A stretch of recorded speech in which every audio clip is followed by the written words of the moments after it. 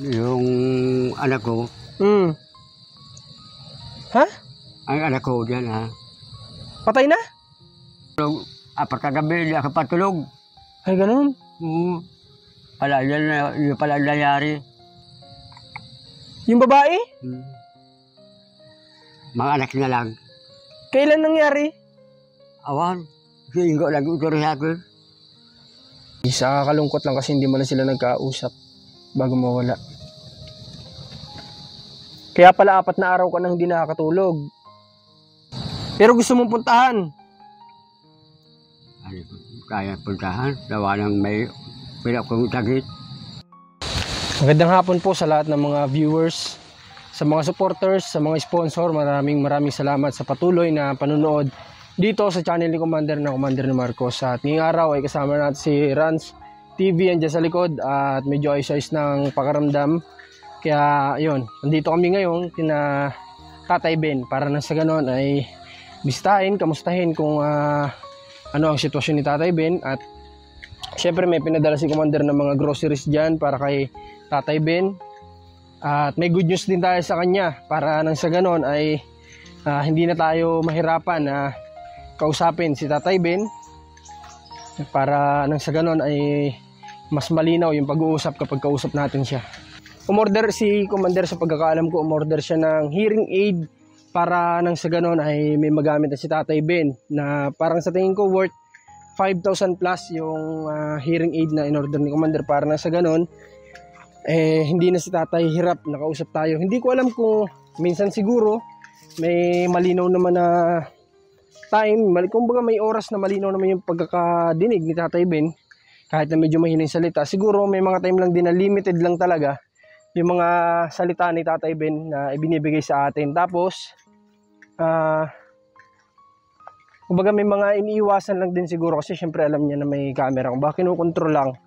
Pero ganun pa man ay may part pa din talaga na mahina yung kanyang pandinig. Kaya deserve din niya na magkaroon ng hearing aid nang sa ganon hindi lang tayo, pati yung mga tao na nasa paligid niya mas madali na niyang makakausap.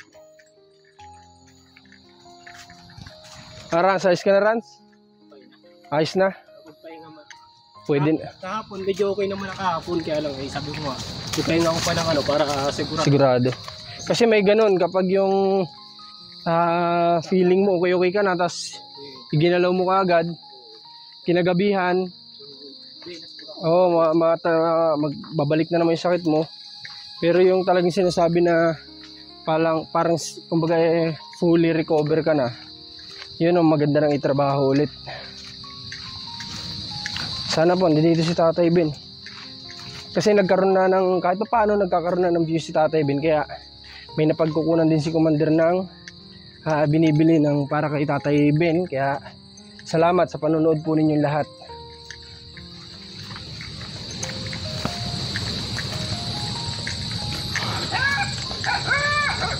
Cute ng tahol ng aso ni Tatay Ben parang paus.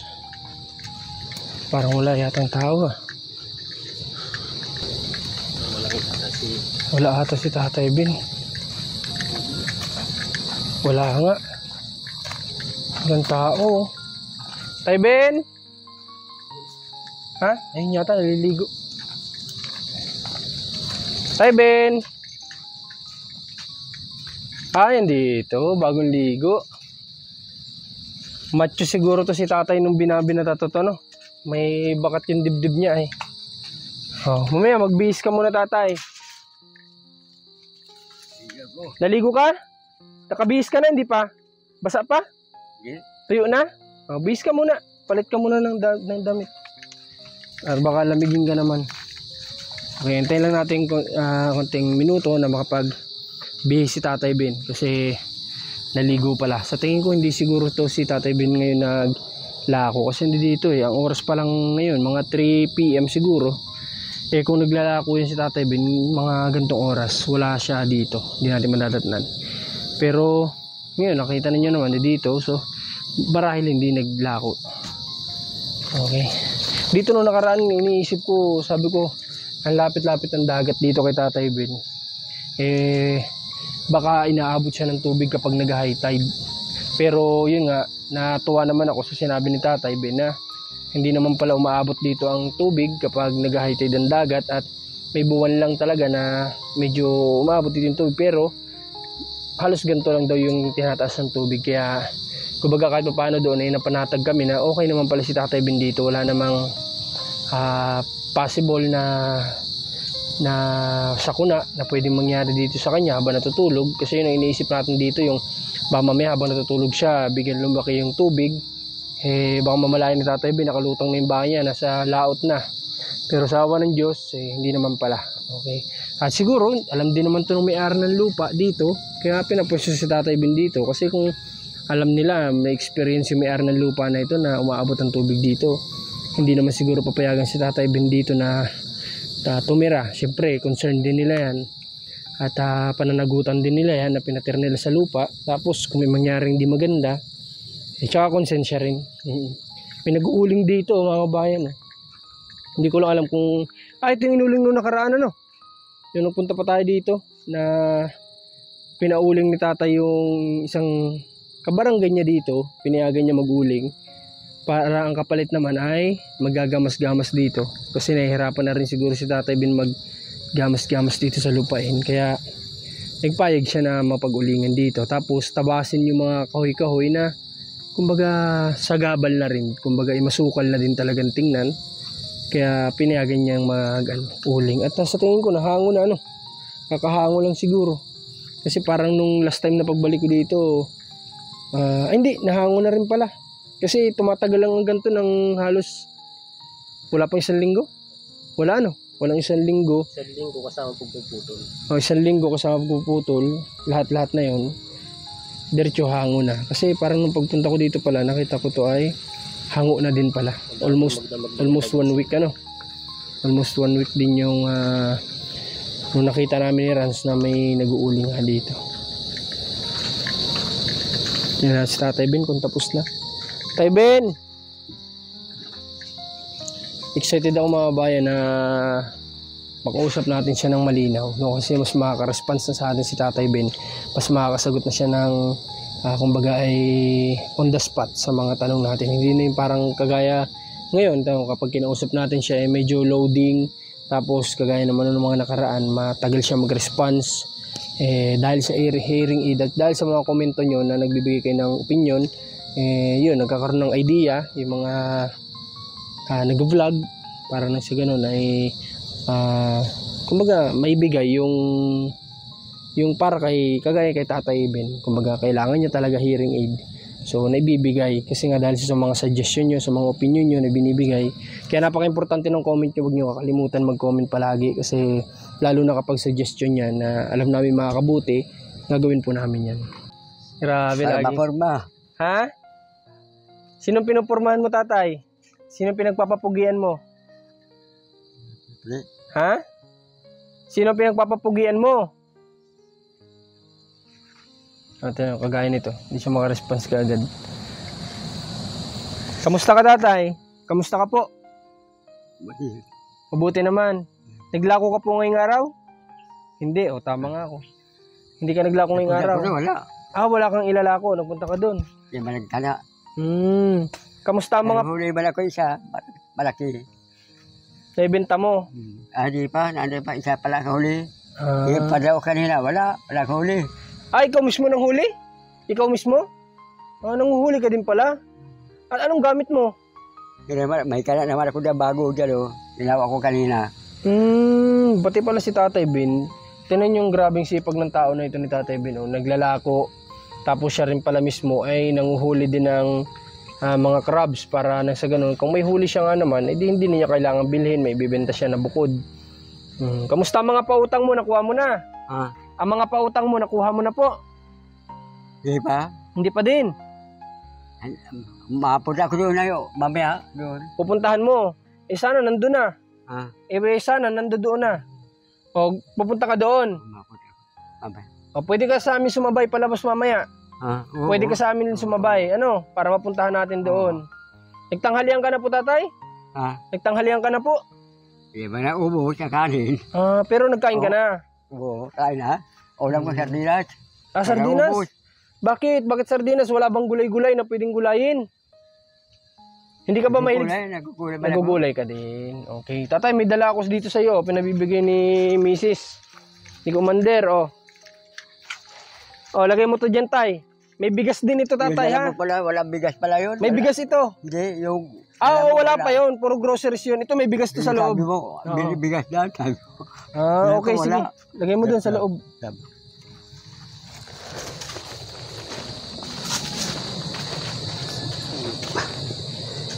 Kaya mo? Kaya mo lagay? Ako na. Mamaya, diyan mo na lang. Diyan na lang. Mamaya na. Okay, sige. Diyan, tatay, dito sa loob may bigas na ito, ha? Okay. O, paano, tatay, ganito? Yung video natin nung nakaraan, may mga nag-comment doon, na may mga nakapanood, na kapitbahay ng pinsan mo, na nandoon nga daw sa may Antipolo. Yung pinsan mo, si Gistone Alarcon. O, nandoon daw sa Antipolo, kapitbahay nila. Yun. May mga nag-comment na nakapanood, kapitbahay daw nila yon. Eh gusto daw, papayag ka ba? Hingi daw sila sa iyo ng permission. Ipapakita nila yung video mo doon. Payag ka ba? Pwede. Payag ka? Okay, kasi may mga nag-comment doon na nakakausap daw nila si Gistone Alarcon, yung pinsan nga niya na artista. Eh, kung okay lang daw kay tatay, magpapaalam daw muna tayo kung pwede na ipakita nila yung video ni tatay kay Gistone kung papayag si tatay. Payag ka naman. Ay, yun. Kung sakasakali, tatay Ben, na magkita kayo, okay ba sa'yo? Ano ba, mabigyan kayo ng pagkakataon, magkita ulit. Papayag ka ba? Handa ka bang magpakilala sa kanya? Yung anak ko. Ha? Ang anak ko dyan, ha? Patay na? Yung babae? Mga anak na lang. Kailan nangyari? Awan. Singgo lang ito rin ako. Ay, hala. Ano, ninong yan, ay ninong. Kaya hindi niya alam kung kailan nangyari. Hindi ko alam ba nangyari. Kaya ito rin dati ito, kung ano. Ano nangyari, tatay? Bakit daw? Awan. Ay, bigla daw. Ha? May bigla. Paano nagbigla? Nakalimutan ko yung sinabi na ito. Kung ano yun. Nakalimutan ko lang yung sinabi sa akin. Hindi ko na kuwanan. Nakalimutan ko lang. Grabe. Bilis-bilis ang pangyayari naman na nag-i-expect pa si tatay na may uuwi sa kanya ditong anak, na nagsusulong anak. Wala. Hindi malalagpot yung mga apo ko, wala. Hindi man lang siya sinabi. Anong plano mo, tatay? Kung pupunta na ako, dila, pwede, babala ko lang. Di mo man lang madalaw yung nailibing na ba? Ha? Nailibing na? Hindi pa raw. Ay, hindi pa? Tatlong araw daw, sabi ni Ingo. 3 araw nang nakaburol. Grabe, dapat puntahan kayo kasi anak niyo yun. Anong plano mo? Anong pwede natin gawin? Inasawa na naman, pilay-pilay, inasawa niya. Nasaan po ba sila ngayon, tatay? Nasaan po sila ngayon? Sa Mindoro. Malayo pala. Pero gusto mong puntahan? Kaya puntahan, gawa ng may pinakong sakit. Baka ibig sabihin niya, baka hindi niya kayanin na makita. Pupuntahan ako, mga apo ko, sa kasama ko. Pwede, baya ko na. Ibig sabihin mo sa biyahe. Kaya ko sa biyahe. Ano ang hindi mo kaya? Bakit sabi mo may sakit ka? Bakit? Ano alam ang lakarin. Pero gusto mo makita yung anak mo? Nabigla ka nung sinabi sa'yo? Ang ko, mapunta lang ang apo ko. Mapunta na lang ako. Anong ano mo nung sinabi sa'yo, nabigla ka? Nung pagkasabi sa'yo ni... Sinabi ako ni Ingo dati. Pagkasabi sa'yo, nabigla ka? Kaya pala, taklong, 4 kagabi, hindi ako patulog. Ay, ganun? Yun pala nangyari. Hindi kaya sakit, tatay? Hindi kaya sakit? Walang sakit daw. Sabihin ko. Yan yung kinamatay niya. Inatake, high blood. Awan, hindi ko alam. Ito na natin ko. Kawawa man si tatay. Isa-isa na nga lang yung anak niya, wala pa. Paano yan? Nawala man lang yung anak mo na hindi kayo nagkausap? Hindi pa nakausap. Wala. Kawa naman. Solo na ako.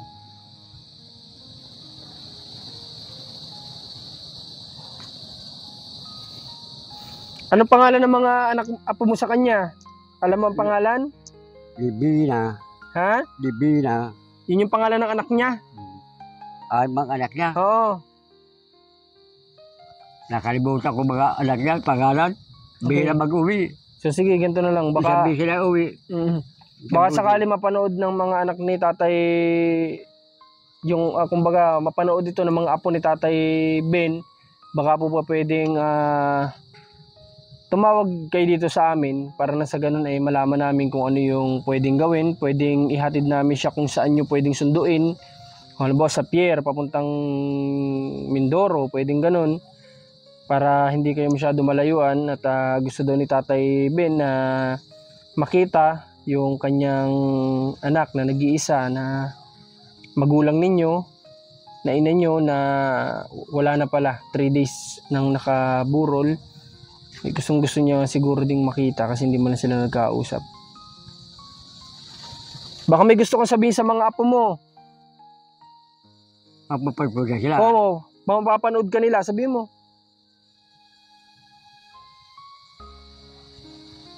Hindi ko alam ang pangalan. Okay lang, sabihin mo lang basta mga apo. Yung lalaki ng mga asawa, may sakit. Kaya nga po tatay, Yun na. sabihin mo po sa camera natin kung anong gusto niyo sabihin sa mga apo mo. Sabihin mo po sa camera. Kausapin mo yung mga apo mo sa pamamagitan po ng camera natin. Anong gusto mo sabihin sa mga apo mo?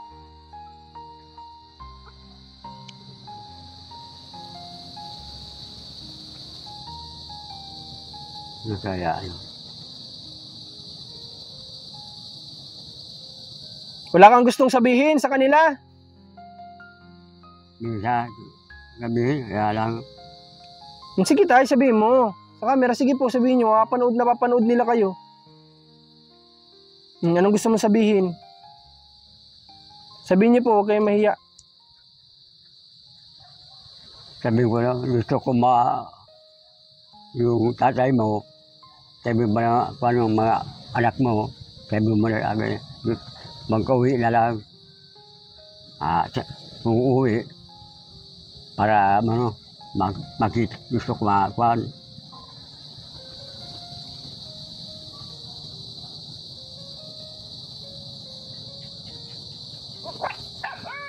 Gusto mong makita man lang yung mga apo mo. Okay. So, yun lang yung pwede nating gawin dito. Kasi hindi naman namin alam yung location. Kung alam namin, pwede naman nating bigyan ng kunting oras si Tatay Ben. Doon ang damo. Pwede natin siyang bigyan ng kunting oras para Pamangkin ko. makita niya yung kanyang yung kanyang anak na namatay. Okay, siguro naman marahil may posibilidad na mapanood dito ng mga anak kasi marami naman ang nangyari sa atin na ganito na napapanood ng mga possible kapitbahay, kamag-anakan din nila doon at masabi dun sa mga anak o apo ni Tatay Ben na gusto ni Tatay Ben makita yung kanyang anak na pumanaw. Okay, sa kalungkot lang kasi hindi mo na sila nagkausap bago mawala. Kaya pala 4 na araw ka nang hindi nakakatulog. Basta umuwi sila. Magandi, abayaan ko na. Willing naman kami tatay ihatid ka kung dun sa may sakayan ng pier. Pwede ka naming ihatid. Tapos susunduin ka nila doon. Kung sakaling papayag sila. Ano tay? Kung payag sila, pwede. Alam. Kasi di, tanong natin ilan ng gabi. Pero kung baka tapos na, Oh, baka mamaya ililibing na pala. Kung ibig na. Sabi, uwi ko na natin. Nalulungkot ka, tatay. Nalulungkot ka. Na, Nalulungkot ka. nilungkot ako. Kaya lang, wala.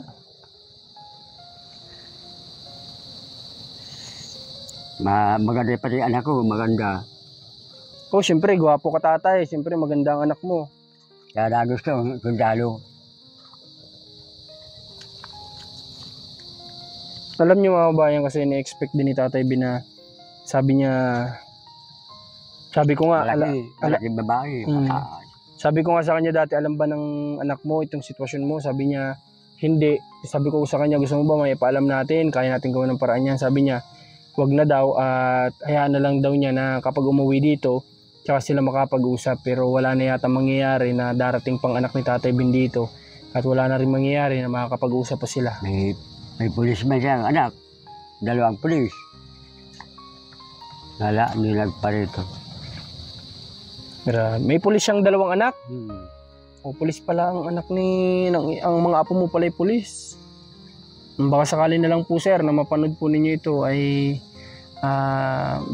baka po may ilang araw pa bago nyo ilibing, pwede nyo po kaming kontakin at nang sa ganun baka makatulong pa kami kay Tatay Ben na makita yung kanyang anak. Okay, so sige Tatay Ben, pasok mo po yun at isasabay ka namin dun ha. Grabe ito, hindi ko na-expect na may ibabalita sa atin si Tatay Ben na ganito kasi nga akala ko tayo yung may kahit papaanong konting pag-asa na may bibigay kay Tatay Ben tungkol dun sa kanyang pinsan nga na alam ko naman na kung sakaling magpakilala si Tatay Ben, possible matulungan din si Tatay Ben o mabigyan ng mas maayos na trabaho.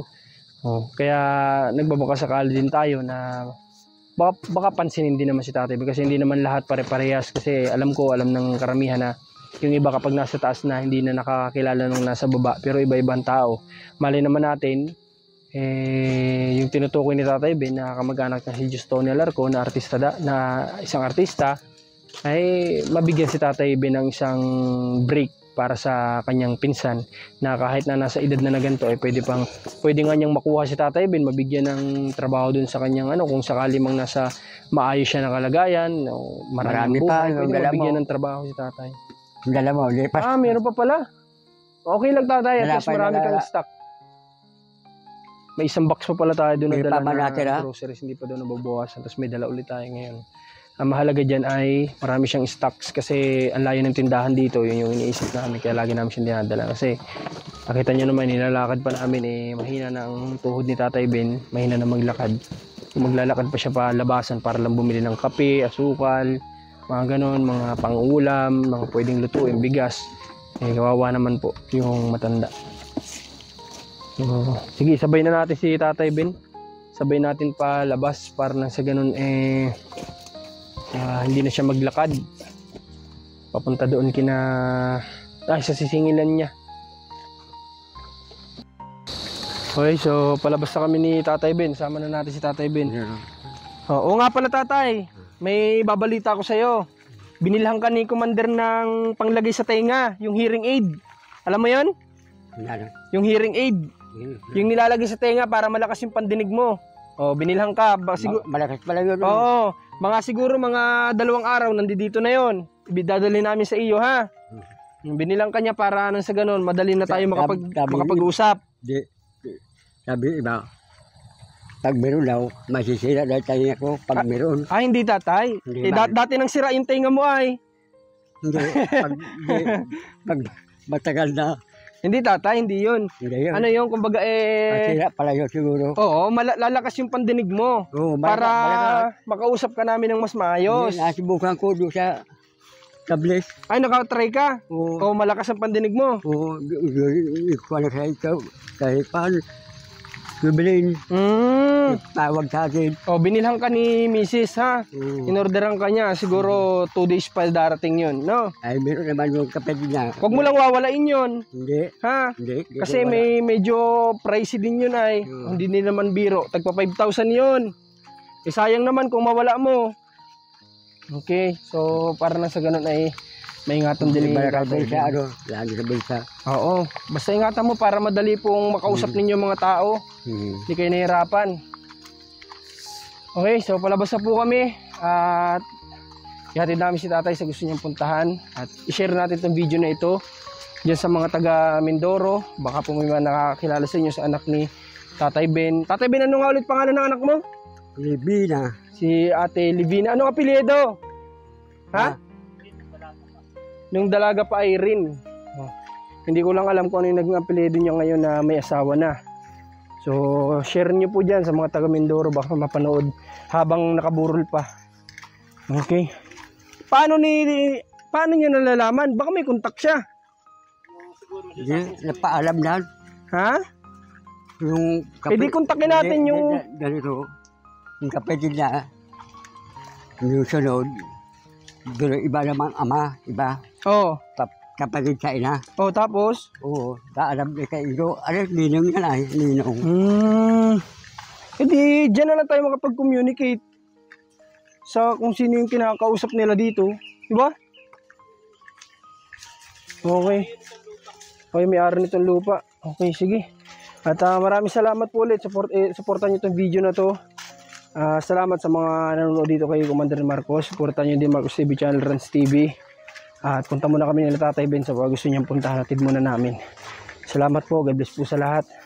Pagpalain nawakin ng Panginoon.